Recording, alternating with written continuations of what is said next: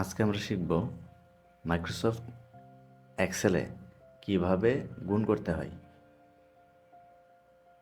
তো সাধারণত নর্মালি আমরা যেভাবে গুণ করি, ইকুয়াল সাইন দিই, 3 দিলাম, ইন্টু সাইন দিলাম, 5 দিলাম, ওকে 15।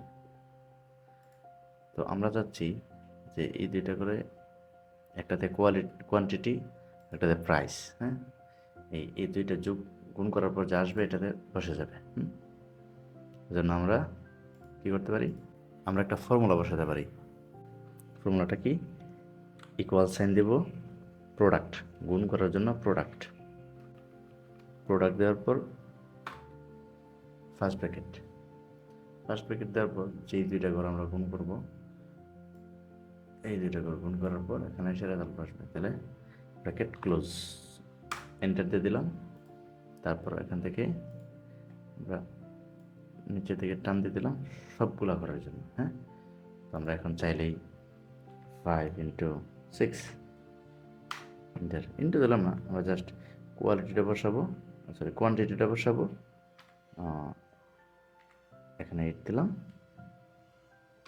9 দিলাম, 72। এই আমি চাচ্ছি যে এইগুলো যোগ হয়ে, সবগুলো যোগ হয়ে এই ঘরে বসে যাবে। তো এখন কি বসতেছে না, তো এখানে ফর্মুলা এড করতে হবে। ফর্মুলার জন্য, যোগের জন্য ফর্মুলা কি? ইকুয়াল সাম, ফার্স্ট ব্র্যাকেট, তারপর অটোমেটিক সিলেক্ট হয়ে গেছে। আমরা চাচ্ছি এই সবগুলো একসাথে যোগ করব, ব্র্যাকেট ক্লোজ, এন্টার, তাহলে এখানে বসে গেল। যদি আমি 100 তারপরে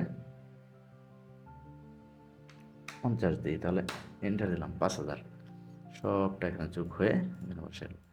সো এই ছিল আজকের ভিডিও। আল্লাহ হাফেজ।